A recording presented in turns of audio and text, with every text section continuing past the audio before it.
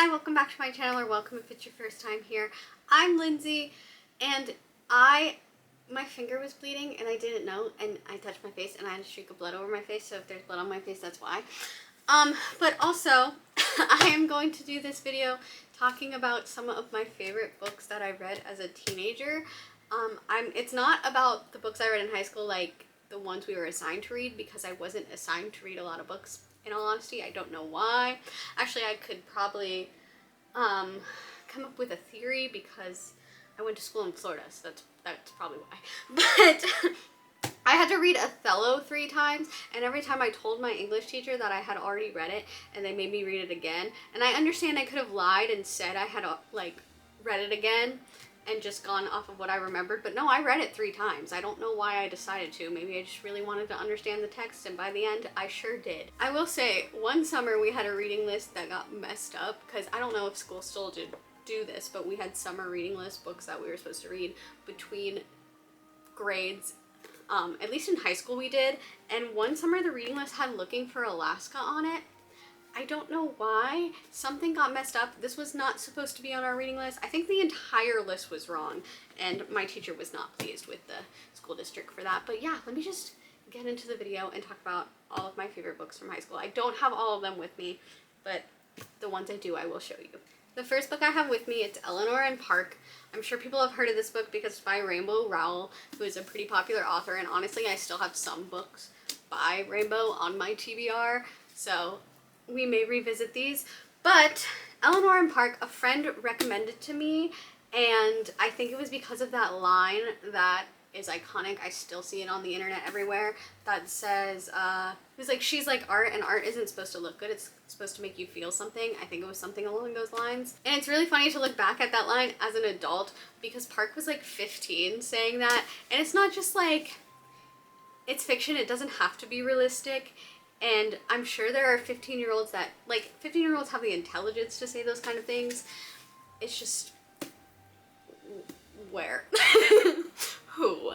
But I did love it, that line. I do understand how iconic it is. Also, I remember Eleanor had a rough home life, and Park's home life and background were a lot different than hers. And I very much disagree with the notion that characters have to be relatable for a book to be likable or for a book to be good.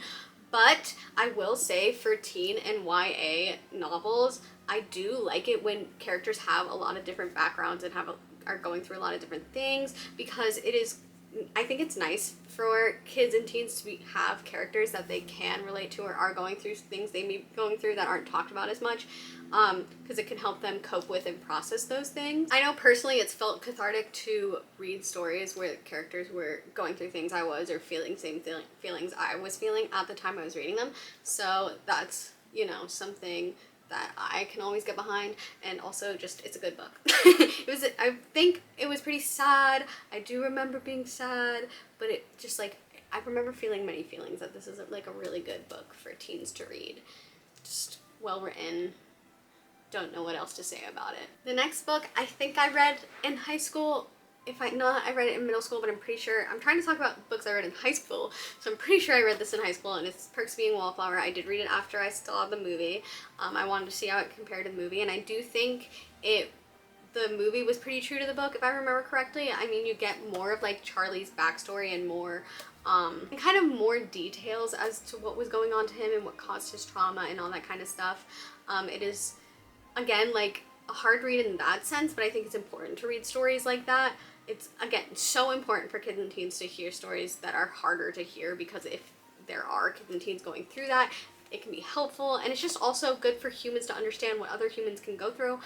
But I digress. Such a good, like, I don't know what else to say about Perks of Being a Wallflower, except it's such a good book, and if you've seen the movie, I highly recommend reading the book. If you haven't seen either, I highly recommend reading a book. I can't remember enough details to give like a good synopsis because it's been so long since I've read it, but it's about Charlie, this teen. I think he starts as like a social outcast. He has a lot of trauma. He's been through a lot of things in childhood, and he ends up befriending wallflowers, and he becomes a wallflower. He becomes part of that group, and it the story proceeds from there. There's also stuff going on with his older sister who is in an abusive relationship, and the line that you may have heard that comes from, I believe it's in the book as well, I know it's definitely in the movie, is "You accept the love you think you deserve." That's from Perks of Being a Wallflower. So even if it's not in the book was really good, so highly recommend the book. Okay, so I have to talk about John Green because I think I haven't read all of John Green's books. I think I've read a total of four. I think I've read 4 total. And like I said, Looking for Alaska, I had to read that between, I think it was like sophomore and junior year of high school, and I liked it. I do think my favorite John Green book, we're not going to talk about the one John Green book, we're going to pretend it doesn't exist, that we're not, no, you know which one it is, and I will not, like, I like to pretend that doesn't exist because John Green has good books. Some of them were not bad, but the one I think really tainted his reputation, so we're not going to talk about that one. But Paper Towns, I did really like Paper Towns, and I think I've still talked about that with some friends, that I think a lot of people, this was their favorite John Green book, and I definitely think it was my favorite John Green book. Can't remember the characters' names. I remember the movie, Cara Delevingne played the girl, and Nat Wolff played the, I think he is the main character. I think yes, because the boy is the protagonist, because the girl goes missing, I believe a week before graduation, or it was right after graduation. It was something like that, where they kind of dated right before graduation, very shortly, and it was kind of like they did these epic things. I remember they stayed overnight at SeaWorld, and then they took that out of the movie because SeaWorld abuses animals, and that's not okay. But my friends and I were talking about how, why couldn't it have just been a different theme park? Like, they could have still had that in the movie, but I guess when it takes place in Orlando, so I guess the other theme parks would have been like Disney or Universal, and trying to okay that probably would have been the issue with getting Disney or Universal on board with allowing that in the movie.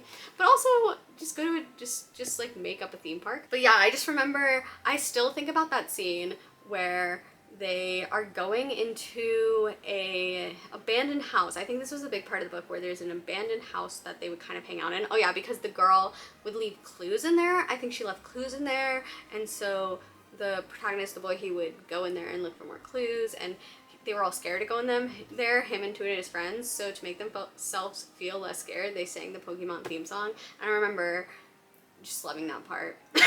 And they put it in the movie. I swear it's in the book too, and I'm not just remembering the movie. Like, please tell me if I'm wrong, but I remember giggling, like, reading that part in the book. So I think it definitely has to be in the book, right? Or it's a false memory. I don't know what's going on right now.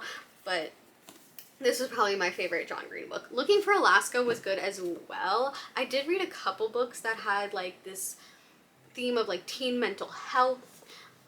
Looking for Alaska, All the Right Places, both very sad, both deal with trigger warning suicide, and I don't know, I found them to be, again, it was one of those things where as a teen, like, it's interesting to read those stories about people going through different things, and like, it could be something you're relating to, or something your friends are relating to, or something like that, where it's just important to understand that you're not alone in that kind of stuff. And so I will like credit John Green in Looking for Alaska.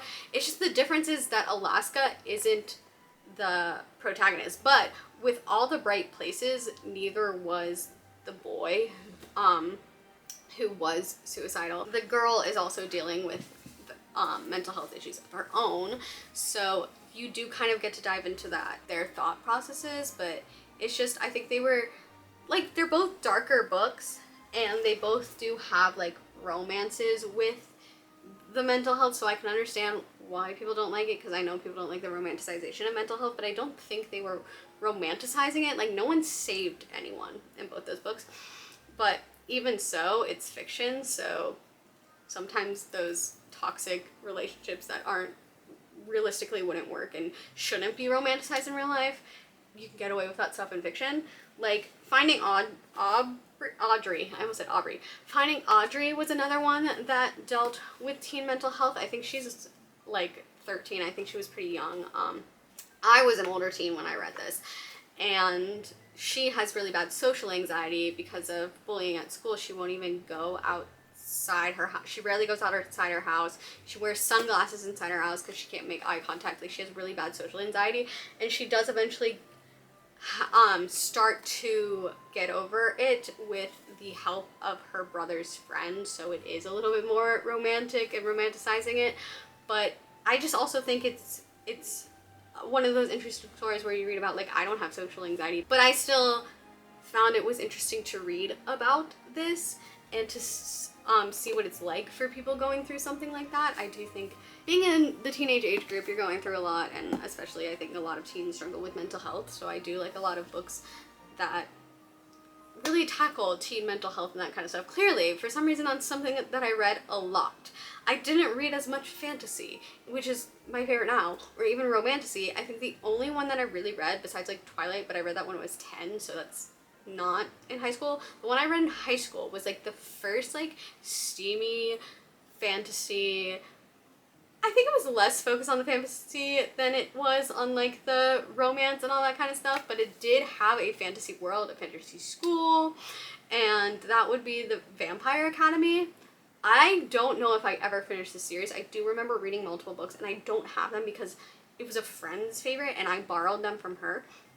So I loved those books. I couldn't tell you much about them. I actually watched the movie recently, and that kind of refreshed my memory on, I was like, yeah, no, I definitely read these, because I kept seeing Vampire Academy everywhere, and I was like, why do those look so familiar? I definitely read them. I loved them, and I think that's where I kind of realized I was more into fantasy and fantasy romance, and kind of started getting back into fantasy, and then seeing fantasy romance online more. And once I read The Cruel Prince, which is a fantasy with a romance subplot, it made me remember how much I love fantasy romance and fantasy with romance subplots. So that's where I'm at now. But yeah, those were some of my favorite books from when I was a teen. I can't remember any other ones that I don't have. I might do another video talking about books that I probably should have read as a teen. Classics is what I'm talking about. I might in the future do a video where I actually read, because I have since gone back and read classics, but I want to do more and read more because I have enjoyed some classics. But there are other books I read in high school. They just didn't stick with me as much as these books did. But yeah, that's really all I have to say in this video. It's just kind of a more getting to know me video. What did I read in high school? What did I like? I also want to, I already have this planned. It might be in a year from now. I have videos planned out for a very long time, but I have planned to read another John Green book. I haven't read John Green since high school, but I want to read Turtles All the Way Down. So I'm going to read that, and I'm going to vlog it. So even if it's months from now, maybe subscribe for that. Stay tuned for that, and just stay tuned for, I have a lot more reading vlogs coming, and monthly reading wrap-ups and series reviews of more relevant series to today, and not stuff I read in high school. But I just thought I'd do this little getting to know me video since I've done a lot. I've done I think I've talked about middle grade books I've loved. I know I talked about childhood books I loved, so I thought I'd do one that was high school, books I read in high school. So here we are. We did read The Great Gatsby. I did like The Great Gatsby. I think that's really like one of the few classics I read besides Othello. Oh, Lord of the Flies. I read Lord of the Flies. This is kind of a humble brag, but I was in an older English class. Like, I was the only freshman in my English class that I took freshman year. So the only thing I really remember is like sitting in the corner of that classroom terrified and just listening to everyone else's conversations and not ever really talking to my teacher. And then at the end of the year we read Lord of the Flies and watched the movie, and all the other classmen had commentary on everything, and I just sat there quietly scared. So that was a fun story, right? Alright, so like and subscribe for more reading videos, and I will see you in a week. Bye!